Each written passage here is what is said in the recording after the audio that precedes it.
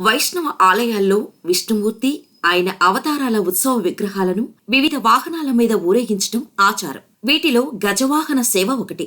అయితే భారతదేశంలో ప్రసిద్ధ వైష్ణవ క్షేత్రాల్లో ఒకటైన పూరీలో మాత్రం జగన్నాథుడిని, ఆయన అన్న బలభద్రుడిని ఏకంగా ఏకదంతుడి రూపంలోనే ముస్తాబు చేయడం ఆసక్తికరం. ఈ వేడుకని హథీభేష అంటే ఏనుగు వేషమని పిలుస్తారు.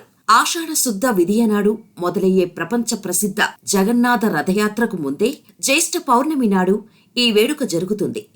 ఇక హాదీభేషకు ముందు జగన్నాథుడు, ఆయన అన్న బలభద్రుడు సోదరి సుభద్రను అభిషేకించటానికి స్నానయాత్రకు తీసుకువెళ్తారు. గణపతి వేషంలో జగన్నాథుడిని అలంకరించటానికి స్వామి గణపతిని మాత్రమే ఆరాధించే గానాపత్య మార్గ అనసూయయులను అనుగ్రహించటం కోసమే ఓ సందర్భంలో ఏనుగు ముఖంతో దర్శనమిచ్చాడని ఓ కథ ప్రచారంలో ఉంది.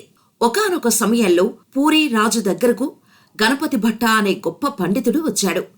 ఆ సమయంలో పూరీలో జగన్నాథుడిని స్నానయాత్ర వేడుకకు సిద్ధం చేస్తున్నారు. ఆ వేడుకకు హాజరవ్వాలని గణపతి భట్టను ఆహ్వానించాడు రాజు. దానికి ఆయన తాను గణపతిని మాత్రమే ఆరాధిస్తానని, వేడుకకు రాలేనని అంటాడు.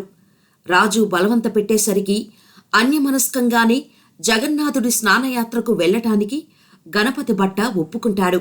అయితే అక్కడికి వెళ్లేసరికి అద్భుతం జరుగుతుంది. జగన్నాథుడి రూపంలో ఉన్న కృష్ణుడు గణపతి భట్టకు గణేశుడి రూపంలో సాక్షాత్కరిస్తాడు. అంతేకాదు, బలభద్రుడు కూడా ఏకదంతుడి రూపంలోనే కనిపిస్తాడు. దాంతో బలభద్ర, జగన్నాథుడు సాక్షాత్తు శివకేశవులనే సంగతి గణపతి భట్ట తెలుసుకుంటాడు.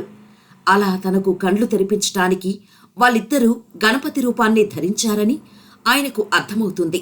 అంతేకాదు, గణపతి, విష్ణువు, శివుడు, గౌరీ ఇలా భేదాలెన్ని ఉన్నా పరమాత్ముడు ఒక్కడే అని కూడా గుర్తిస్తాడు.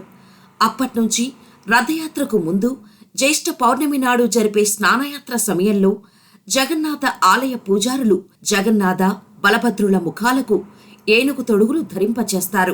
అలా బలరాముడు తెల్ల ఏనుగు రూపంలో, జగన్నాథుడు నల్ల ఏనుగు రూపంలో దర్శనమిచ్చే సందర్భాన్ని పూరీ ఆలయ సంప్రదాయంలో హాదిభేష అని పిలుచుకుంటారు. గణపతి వేషంలో దేవుళ్లను దర్శిస్తే మంచి జరుగుతుందని భక్తులు విశ్వసిస్తారు. అందుకే స్నానయాత్ర రోజున జగన్నాథుడి మందిరాన్ని వేలాది మంది భక్తులు దర్శిస్తారు.